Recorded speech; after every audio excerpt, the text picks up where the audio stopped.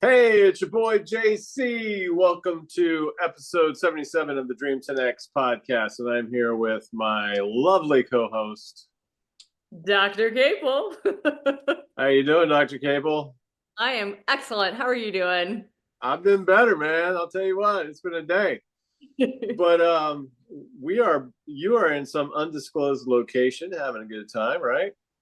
Yes, I've been playing with fire and steel. So life is always good when you get to play with fire and steel. Fire, steel, and snow, I hear, right? Maybe? Is snow, yes, and sunrises.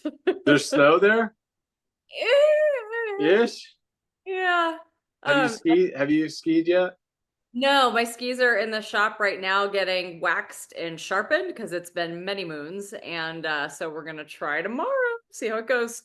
Okay, good. Please don't break any legs. This That's the is goal. this is not acting. This is activities. Yes. Don't hurt yourself. So for this Dream 10X episode, we're reviewing the book. How? Whoa, it's blurry. Oh, that's All blurry. right, Go down. focus. Come Down. on.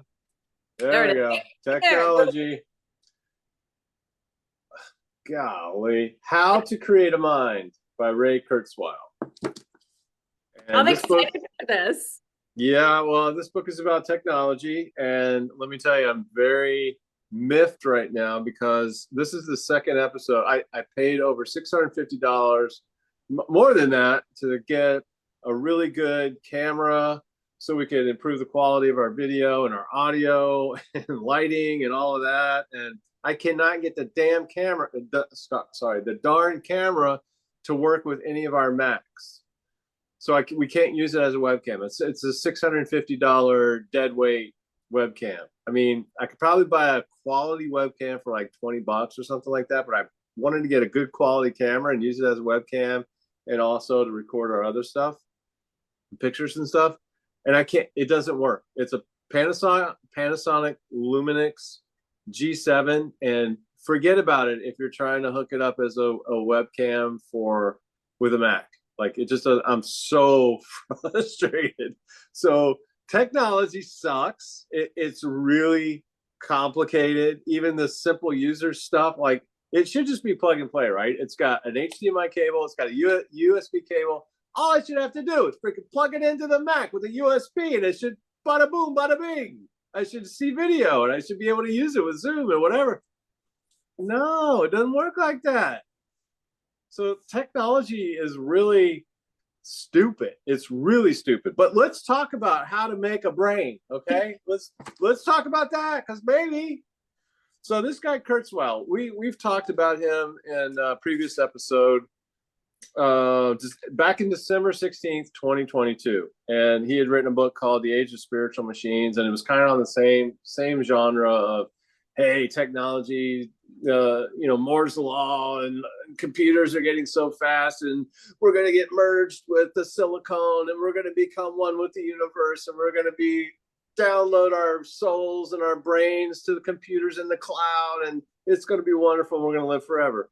And so this is kind of the second evolution of all of that. And just before I get into my 5 key takeaways, I just want to say that I call BS on all of that because I can't even get a freaking camera to work. How are you going to get your brain and your soul and all that stuff to live in the cloud forever? Like, come on, man, that's just stupid. Like, have you ever used Microsoft Windows? Come on, it's not going to happen. You're gonna get rebooted and then you're gonna be dead. Like, what's the point? But anyway, there are some interesting technological discussions in this book, and one of which was the I. So this is, you know what synchronicity is? Have you ever heard of the term synchronicity? So I think that's a Freudian thing, if I remember correctly. And it's the idea that things happen in your life that are aligned. I uh, uh, how would you put it? Like ideas or themes or a thing occurs in multiple places from disparate sources that are of the same thing and of the same meaning, and it makes you sit up and think, hey, wait a minute, why is the universe telling me something? Because it's weird that these things keep popping up all of a sudden and from different places that are unrelated, right? And so that's kind of synchronicity. And so I've had a weird synchronistic event this past week, and I'll share that with you because I haven't told you yet. Uh-oh. So last week, I'm kind of like at work, if you launch Internet Explorer on Windows, it just shows up a bunch of clickbait news things, right? And they're all kind of just dumb news stories or whatever. So I was just kind of passing some time waiting for some some code to build or whatever. I'm just looking through there, and I see an article that looks kind of interesting. So I click on it. The article is about the some guy. Let's see, his name was Dr. Melvin Vopson, and the guy is an information physicist. I've never heard about that field of research before. Information physicist? What the hell is that? I've never heard of that. But so I'm reading this article, and he posits that some research that he's doing relative to COVID-19 has proven, or not proven, but made him think, for whatever reason, come up with this theory that we are living in a simulation, and that information physics proves that somehow information is gradually becoming more constant and stable over time, which is opposed to the laws of thermodynamics and entropy, which kind of says that stuff gets more chaotic over time. The physical world gets more chaotic over time as opposed to more stable. I didn't quite understand how COVID-19 tied into supporting his theory, but whatever. The point is, the guy made the statement that he thinks we're in a simulation. Interesting. I keep scrolling, whatever, I'm also at the same time. Why is this not? It's the background is blurry. It has to be right in the right spot. Technology. It sucks. There it is. And this book I'm reading at the same time. So I finished it this weekend.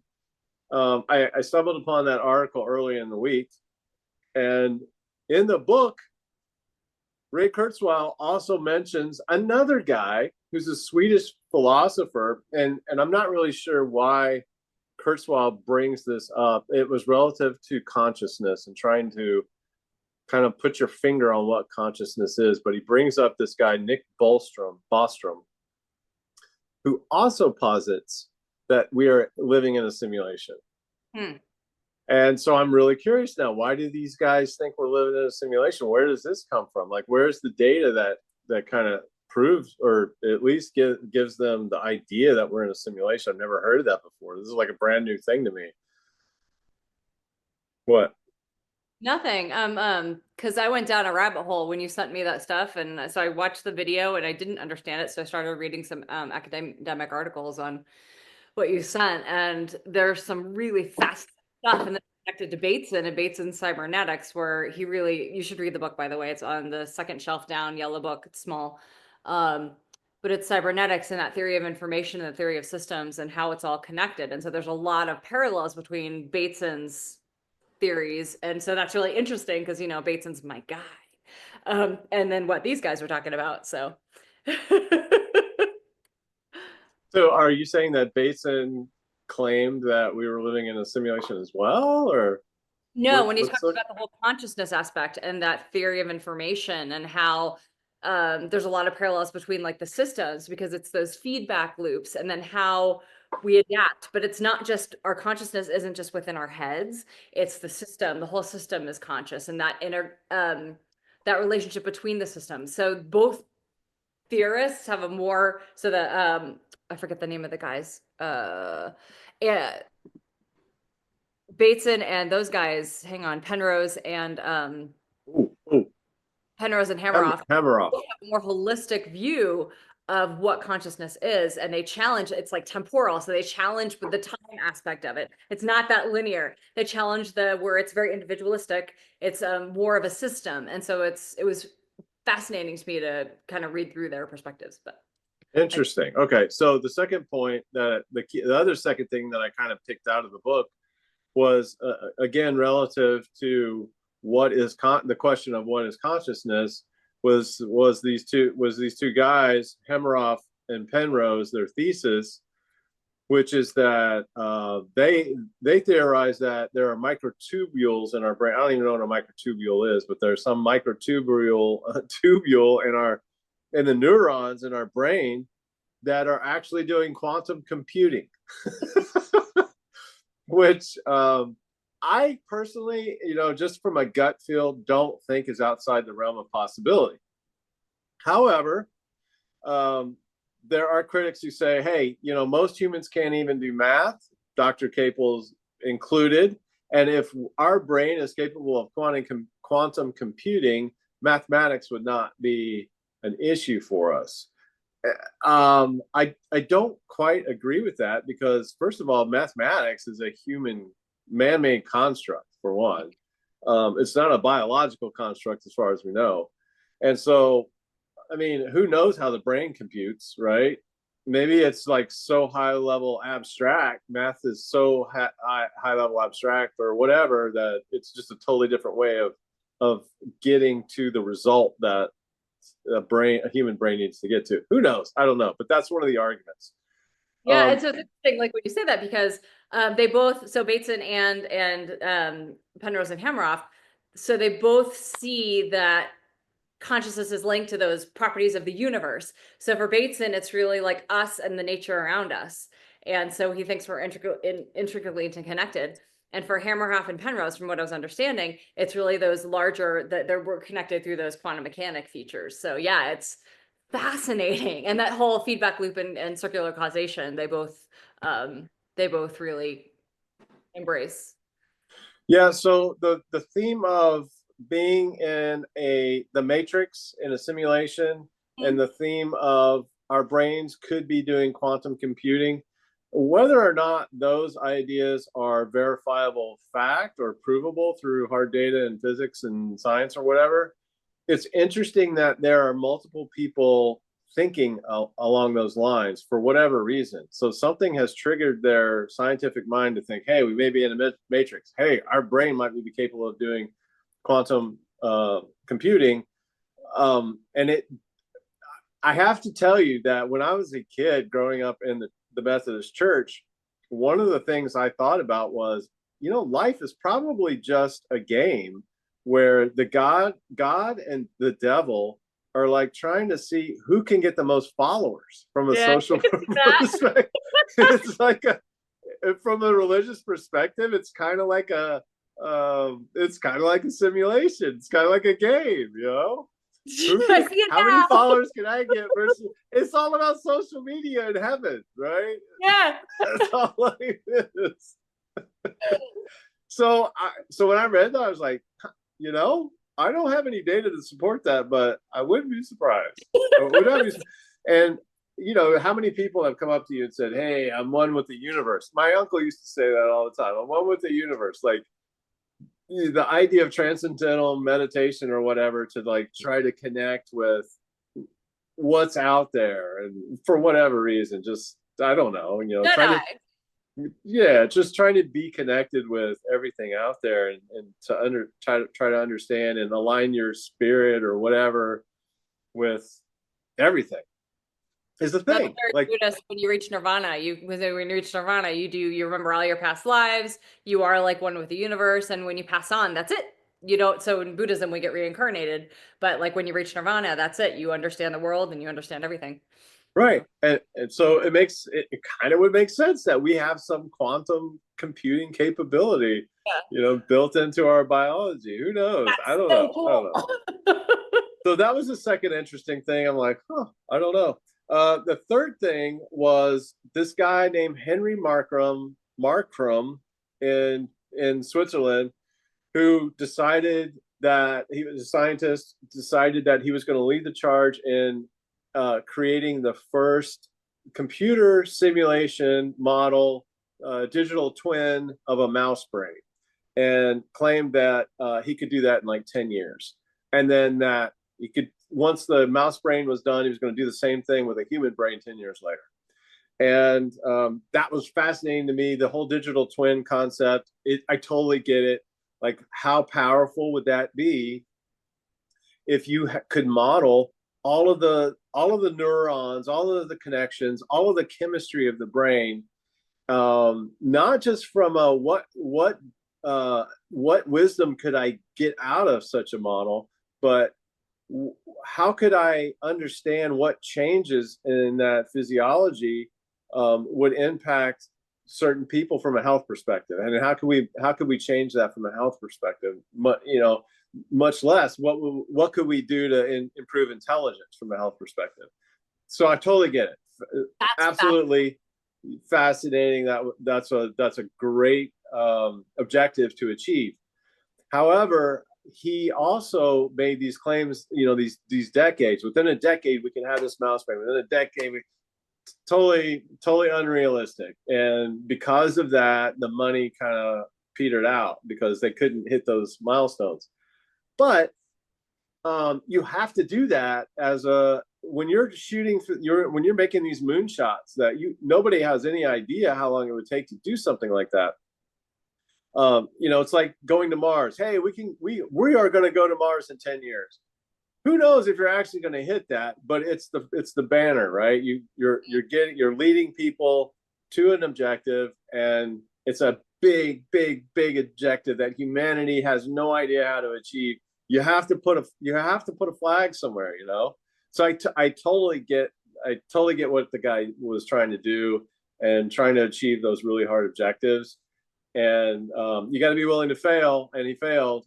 But he did move the bar in the research in those directions. And I watched a movie that a guy followed him around for 10 years. It's called In Silico. I don't know if you were able to watch it or not, but that's the preview. I haven't had a chance to watch the whole thing, but I was going to watch it later tonight. Or you can watch it with me because I already paid for it. So yeah, I'll watch it too. I bought it, just $10. Fascinating movie. It's science. Yeah, it's like an hour or so. It's neuroscience. You'll love it. You'll absolutely love it. It's really cool. But the primary problem with it was, even if he were able to build a fully functional mouse model, how do you prove that it's a mouse? Like, it's a mouse brain. What one guy from the Salk Institute says is the proof that when you finally spent the billions of dollars to build this thing, that the model says eek. Okay, that's hilarious. But that's on point, right? Like, exactly. How do you verify and validate that your model is a mouse model? Yeah. So really, that's a big problem with the whole thing, is how do you validate the model that it's actually doing what it's supposed to do, and that it actually is a mouse the way a mouse thinks, Yeah. So that was really fascinating to me. That was a really cool rabbit hole to go down. Number 4, John von Neumann, very interesting genius from Hungary, physicist, computer scientist, everything. He was the first guy to draw a parallel or make a connection between neuroscience and computer science, and to say, hey, neuroscience and computer science are very closely aligned. And I thought of us because I don't know what got you into neuroscience, but you've been talking about neuroscience ever since I met you. And of course, I'm a software engineer, so the two of us are always talking about those kinds of things. And that was a really interesting correlation for me to learn about. And the other thing was he did so much. He was involved with ballistic missile organization in the United States. He was a really smart guy, but he died at age 51. How did he do all of these things and come up with all these ideas and die at 51? That just boggled my mind. Like, I was already impressed. Later said no more. We can't have him actually finding out the secrets of the universe. Yeah. That's sad. Horrible. Prior to him, neuroscience and computer science were islands unto themselves. Isn't that fascinating? So it's very much like in academics. Only recently, really recently, have people combined different areas of study. So before it was, you have biology over here, and you have engineering over here, and you have this study over here. And if you combine them, oh no, we can't do that. And so this inter studies approach is really new. And so yeah. Well, and also the whole thing with informational physics. So it's all boiling down to computation. Yeah. Computation is like the discipline for everything now. And one way or the other, I think whatever discipline you're in, you have to understand computation, or at least know how to chat with a chatbot, right? That's the new thing. I freaking Nice to hate the chatbots, and chatbots. it's nice to you. What's that? Be nice to the chatbots, and they're nice to you. I played with them I before. have always hated chatbots. Yeah. And now it's like the big, large language model chatbots. That's like the Yeah. thing. Like, look at these cool things we can do with it. We can summarize text and everything. And I still hate them. I think they're just the dumb. That's not the future. But anyway, all right. Finally, number 5.